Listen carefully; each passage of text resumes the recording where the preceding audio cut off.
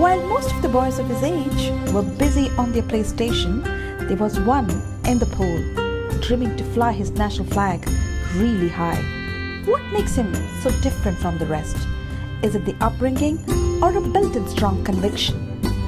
They say all of us are born with a purpose. Few of us are lucky to discover it, and very few of us are able to execute it. Rehan is one of them. Every sportsperson has a social responsibility and are always backed with prayers and best wishes from millions of their countrymen.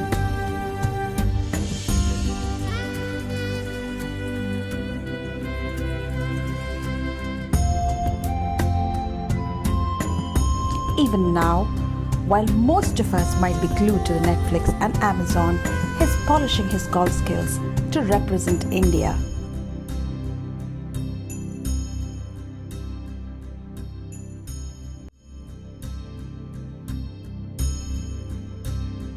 His life and his journey continues to be an inspiration. Let's hear more from him in this episode of Success Stories.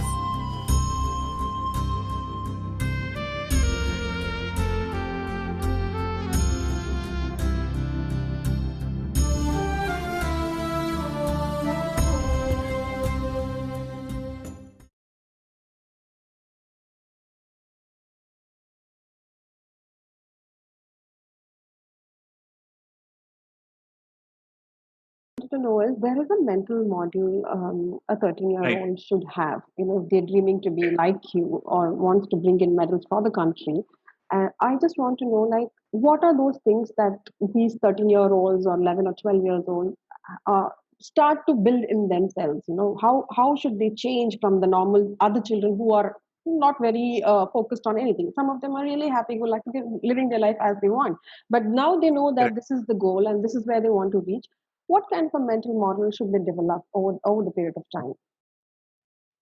Right. So, if I've understood your question, you are saying that they already have a career or a passion or a sport that Yes, they are yes. pursuing, right?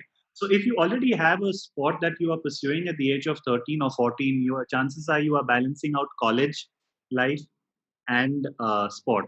So, the first thing I would say, and this is not something that a sports psychologist would say, is that you have to, or maybe she would or he would, is you have to learn to prioritize for yourself. That's the first thing. So prioritization of what you want out of your day or your month or your year is very important. Mm-hmm. Okay, and the example I'd like to give you is again the same example I used when I was 7 years old. At 14, you've got boyfriends and girlfriends, you've got parties, you've got peer pressure, Mm-hmm. you've got academics, and then you've got some parental pressure, and you've got to deal with all that as an athlete through training and through competition in your sport. So it's very important that you do this for yourself, maybe at the beginning of the training season, where you list down in order of most important to least important things that you feel you are going to have to experience through the year, whether it is academics, or it is a friend circle, or whether it is somebody you are dating. Mm-hmm. How much time you feel is fair to give these three things, and how much time you feel you need to give your sport to reach the goals that you set for yourself. Mm-hmm. So if your goal is if you don't have a very big goal, or if it is not an impossible goal to achieve, sure, you can also live a more balanced life of having a social life and playing your sport. But if your goals are qualifying or competing at the Asian Games, or being a national champion, or being an Olympian, then you have to understand as a 13-year-old that you are going to have to sacrifice a tremendous amount Mm-hmm. of things that will be a lot of fun for you, Mm-hmm. and that everybody else in your class or your friend circle are doing, and you're going to have to live with the fact that you cannot do them on a daily basis. You cannot live what is considered a normal life if you want to reach goals that high. So when I use the word prioritization, you prioritize based on how big your own goal is. Mm-hmm. So at the end of the year, if you're okay with saying that I just want to repeat the performance I had in the previous year, then sure, with a little bit of practice and a little bit of fun on this through college, you can have both. But if your goals are life size and if your goals are the size of the Olympics, then acceptance that you cannot live a normal life comes first. If you have that written down in terms of priorities, that I'm going to first prioritize time for sport. So 60% is going to be for sport, 10% for family, maybe 10% for academics, balanced with sport. I'm just giving you very rough numbers. And then maybe, my friend circle or my social circle, you see it in front of you. And that's a standard that you set for yourself. And you have to set it for yourself. It's not that parents or coaches should set it for you. Because you're 13 or 14 years old. You're not a kid anymore, right? You're in college. You're old enough to ride a bike or drive a car or date a girl. You are old enough to make decisions for yourself. So like these. So, and when the priorities are set by the athlete themselves, then they have nobody to answer to but themselves. And that's where the change comes from the really great athletes and the average and good ones, where they've set these goals, they've set these targets for themselves, not parents, not coaches. They've done it, and it's like a job that you are accountable for to yourself. And I always say this because I don't know if you're aware, I do corporate speaking, I do motivational speaking for colleges, schools, also for children. And this is a message I always leave them with, that if you're in a competitive sport and you set big goals for yourself, you have to be comfortable at the end of the day when you put your head on the pillow to go to sleep and ask yourself the question, have I done the best I could do for my sport today? And you have to be comfortable with the answer you give yourself. It's not a question that your mom or your dad or your coaches need to ask you. It's a question you need to ask yourself. So when you say what is key in terms of mental makeup, this I think goes at the top of the list in my list in terms of preparation. And the second thing I'd like to talk about is clarity of goals. And the reason I say this is because a lot of athletes across, not only swimmers that I talk to or mentor today, the first question I ask them is, okay, it's 2020. What is your goal for this through the year till December? And so many of them, and I'm not talking about only lower level athletes, I'm talking about national champions. They cannot give me a specific answer. So it's generally a very vague answer. Okay, I think I'll win a gold in this event, and I think I'll be top 5 here, and maybe I'll represent the country in so and so tournament. There is no, fine, they're working very hard at their sport, but there is no targeted specific goals that they've set for themselves for the year. So specific goal setting is, I think, the second most important thing in terms of a mental makeup or mental preparation that an athlete needs to do. Because if you don't have a specific goal, how are you going to work toward it, right? If your goal is going to be vague and it's going to you're not committed completely to even defining it on paper, for example, how are you going to be physically committed to pursuing it in terms of the effort you put into it? So specify your goals and have a clear layout of what you want for yourself at the beginning of your year. And it's very easy to preach at 28 and 29 and 30 and 31 and 32 and 33. When I play golf today, there are some times when I don't have specific goals. I'm not perfect. And then you have to remind yourself that, okay, you must have these goals at the beginning of the year. The two examples I'll give you is Michael Phelps. In 2000, when he started to prepare for the 2008 Beijing Olympics, which is the one I swam at, he and his coach sat down and every event that he was racing at, they wrote down timings that he wanted to clock up to the fraction of a second. So that's how specific he was in terms of his targets. Today I'm playing golf, the world number 1 golfer. At the beginning of the year, and a lot of athletes do this, it's like a ritual for him. On the back of his boarding pass, he writes, on the first flight he takes for the first tournament, he writes down the goals for the year on the back of that boarding pass of the flight. And he keeps that pass with him for the whole year. And at the end of the year, a lot of them do this. They put it up on social media and they say, okay, these were the goals I set for myself and these are the goals I achieved. And even the best athletes in the world don't achieve everything. Michael Phelps had 8 goals. I think 4 of them he got and 4 he missed. golfers have like 20 goals and they get 3 or 4 of them. So it's not like you're going to achieve everything you set out to do, but it is a practice that you have to be consistent at year after year after year, of learning to actually set those goals. So you have some direction. You're not just saying, okay, running from one place to another. It's like you shoot an arrow. An arrow is not going to go all over the place. It's going to pick its target and it's going to go straight toward that target only. So your goal setting has to be like an arrow.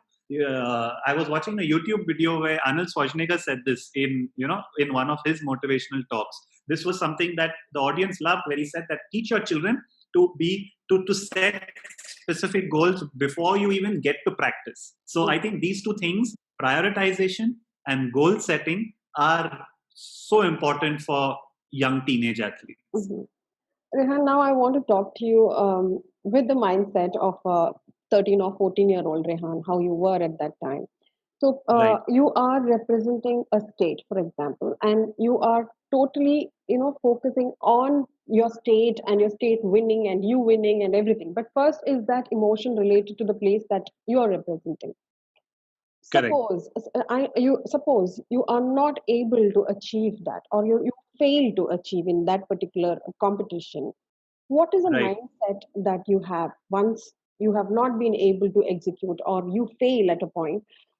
When you Right. go back, like, do you express it in some way? Are you like really sad, or like you're angry, or do you turn a little violent? You throw things. How is it? Because I've seen a lot of sports people throwing their rackets and everything. I see that once Right. they lose something. So how were you? How were you Okay. at age? So I'll give you the best. I think this is the best example I can give you is my failure to qualify for the 2004 Olympics. Okay, and I was 15 and a half years old. So this is, I think, the perfect answer to give you. But before that, I'd like to start by saying, when you talked about throwing rackets and getting angry, you have to. It is always okay to be human. It is always good to cry when you experience failure. Never bottle it up, never hold it in. Okay, and I'll talk about this a little more later. But my example and how for me, the biggest failure that I had come across was when I was 15 and a half years old, and I had planned to represent India at the Athens Olympics in 2004. And I was number one in my country in the 200-meter butterfly event, and I had to set a qualifying time that the world swimming body sends in, that if you are number one at any age, and I'm talking about a 15-year-old being number one across the senior level as well. So I already had that, but I also had to hit a qualifying time that the world swimming body decides to be eligible to be an Olympian and go to the Olympics. And I worked very hard to achieve that target, but because I was still young, I was immature, I didn't know how to deal with pressure that I put on myself and expectation from my friends, my parents, my coaches, the press back in Bangalore. I failed. I did not make that timing. I did not make that target. So when I came back, my first initial reaction was lots of crying. I told my parents I don't want to swim ever again. I decided to quit the sport. I went to practice, but I trained off and on for a whole month. Okay. But what was so important during that time is people around me that were closest to me let me be. They gave me my space and they gave me the time to heal myself in the way I knew how. Because look, if you're 15 years old and you're beating the best 25 and 26-year-olds in the country, you're obviously doing something right. So my coaches and parents had faith in me that I'd figure it out for myself. So I cried a lot. I hated the sport. I reacted very, very harshly to it. But at the end of a month, what I did is I asked myself that, do you believe you have reached your full potential in sport? And if the answer is yes, then I will quit, because there's no more I can do. But I knew enough about swimming to know that no male swimmer is going to be the strongest at the age of 16, right? So I knew there was so much more I could achieve. And therefore, I decided to give it a second shot or give myself a second chance. Okay. And 4 years later, I went to the opening ceremony of the Beijing Olympics. I always describe this to children and youngsters who I'm trying to inspire, where I was one of 62 Indians, good enough from a country of 1.2 billion people, good enough to represent his country on the biggest sporting stage there is. And so, and you know, that moment is so clear in my mind, it gives me goosebumps to that day. You're standing outside the Olympic Stadium and you're part of this group of elite 60 athletes. And all you can see, 10 yards down the line is the flag bearer and the Indian flag. That's it. And then your country's name is called out, and then you do a round, walk around the Olympic Stadium of the Olympic ceremony. And 4 days later, I swam the 200-meter butterfly. I turned Olympian, and this was all in front of all the coaches who had trained me. My parents were there to watch me live, and 300 kids from the swimming center I trained at in Bangalore were all watching me live on a big screen also. So when you talk about reacting to failure, it's very important to teach children and make them understand and prepare them for the fact that failure is going to come. So rather than shutting down and being scared of it, welcome it. This is what I always say. Have the courage to welcome failure and understand that if you are not going to fail, you are never going to be successful either. There is a quote, I think it's by Michael Jordan. I don't know it by heart, but he talks about how he has failed over 1,000 times in his career, and that is why he succeeds. So if you do not learn, and it's as important to learn how to fail as it is to learn how to win. So you learn how to win by being a modest athlete, and you lift up your competitors as well, and you be humble. But it is so important to, as an athlete, to learn how to lose and to learn how to deal with failure. And the first step towards that is accepting that it's going to come. The second step is, like I said, be human. If you want to break something, break it. You want to cry. You react naturally, how you would react. Everybody reacts in a different way, but react naturally. For parents, allow your teenage kids to react naturally. You can always advise them on what's good for them, but let them react. And then if your goal or your sport or your hobby or your passion means as much to you as the Olympics meant to me, you will figure out a way to come back and try. And I remember this, I'll end this answer with this one memory I have, where I was talking to a close friend of mine who had already qualified, and he was living in America.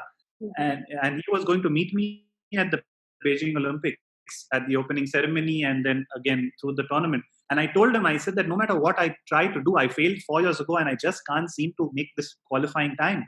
And I feel like quitting. And he said that if you quit right now, you will never know if you could have achieved that target. So do you want to compete and fail because you didn't have the courage, or you gave up? Because if you fail, it's going to be the last race of your swimming career, right? So fine, you retired, but do you want to retire telling yourself that you didn't give it your best, or you didn't have the courage to fail?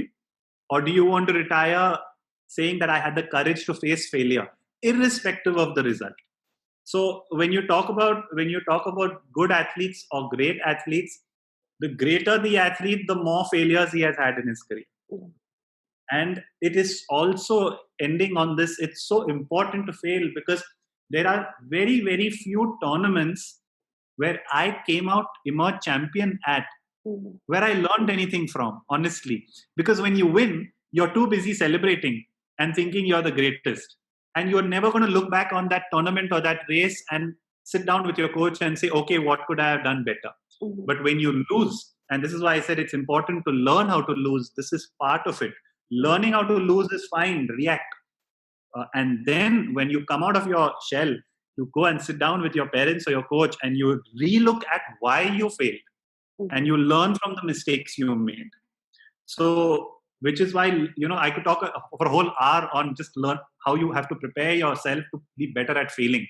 So this was, I think, the best, way I could answer it, being concise and still answer. No, see, why I wanted you to say is there are a lot of them, who are thinking in the similar way, as in they are crying, they are, throwing tantrums, and they're saying it's over and I don't want to go ahead. So from someone like you, a national champion, an Arjuna Awardee winner, an Olympian, is talking like this about failure, it is a great, great motivation for them. I want them to watch this and understand, like, this is not the end. Yes. Let them keep trying, and they should keep trying. And the beauty of Right. failure, the way you explained, is like brilliant. It's wonderful. Right. So, And I'll tell you what, you can turn around and say, oh, what if Rehan had not qualified in 2008? And what if we had failed again? That's also okay, as long as Rehan can stop swimming, telling himself that he gave it his best. Because if you stop your sport and you can't live with you will not be able to live with yourself if you feel you didn't give it your all.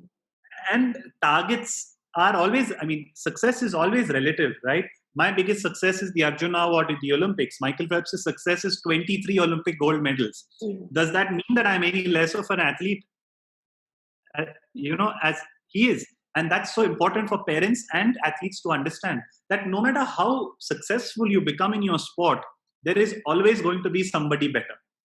Today, with all his success, Michael Phelps holds only one world record.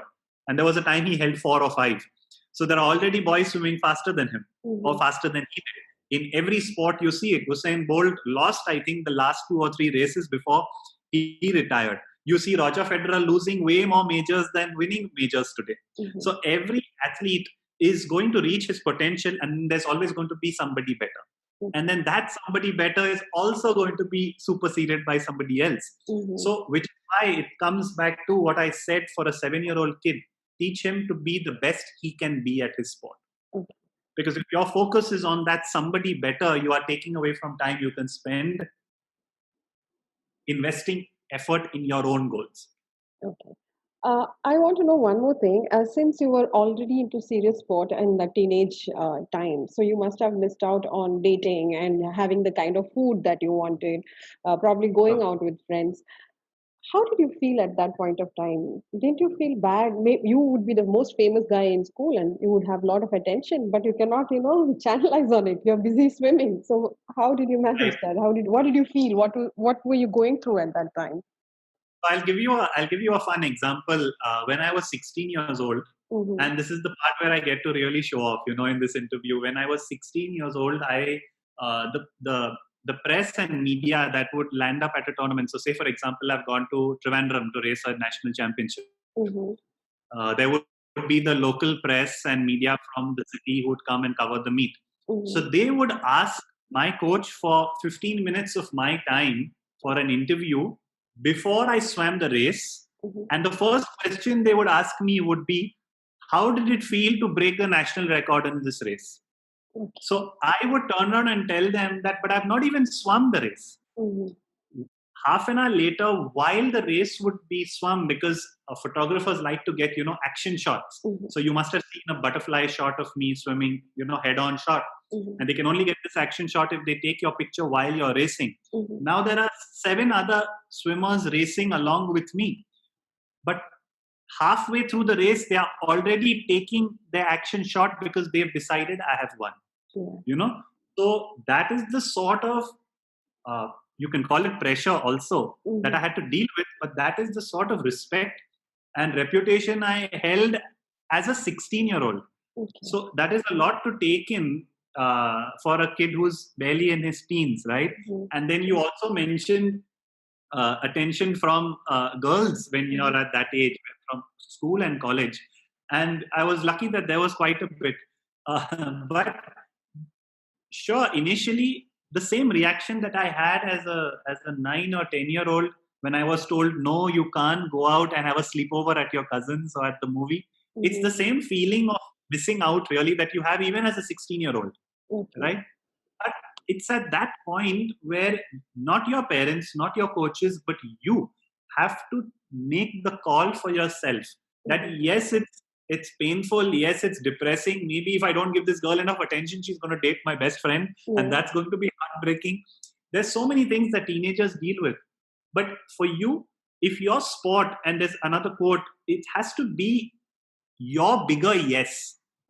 So you have to have the ability to say no to things that may give you joy in that moment, or your bigger yes. So your bigger yes is your sport. Your bigger yes is the trophies. Your bigger yes is the records and the adulation from other parents and other swimmers, your teammates and the press. So like I said, for me, that was my bigger yes. That was my bigger moment to shine at tournaments, to be a champion. And so over time, those sacrifices that I made didn't really feel like sacrifices anymore. So at 11, if I missed out on a family holiday, I was heartbroken.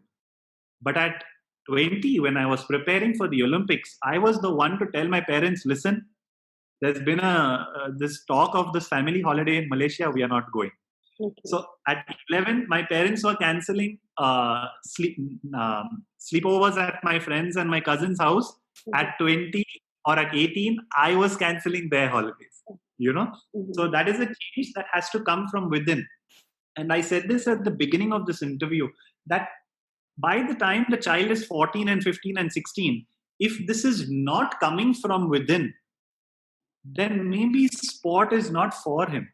And as a parent, you have to, one, accept it, and two, you have to love him or her irrespective of that decision they make. Because your kid is not only there to win you medals and trophies, right? He's still a human being. He still wants to have friends. He wants to date. He wants to live life. And if they choose that it's not worth it for me, the gold medals and the priority, the records and the attention does not give me self-satisfaction, but living a normal life with friends does, that's also fine, and that's also okay.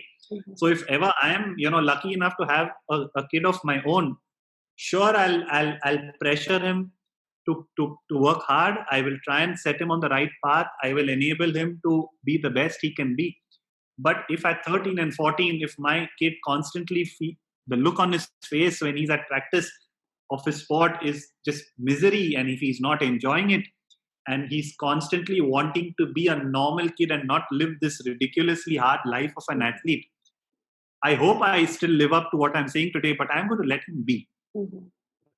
And many parents are very good at this, and some aren't. So you have to be more mindful of what your kid is going through and understand that fine, it's okay if sport is not for them. It may be better if he stops at 15 and starts pursuing something else like art or another hobby, and like music or stage or dance or anything, and that may make him super successful in life.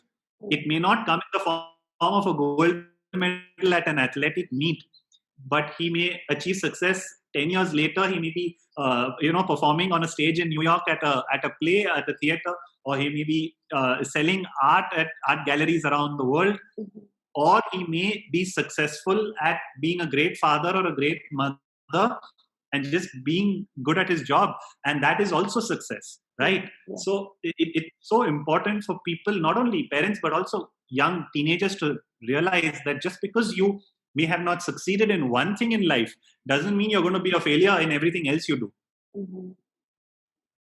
And so that's pretty much my answer for you. Okay.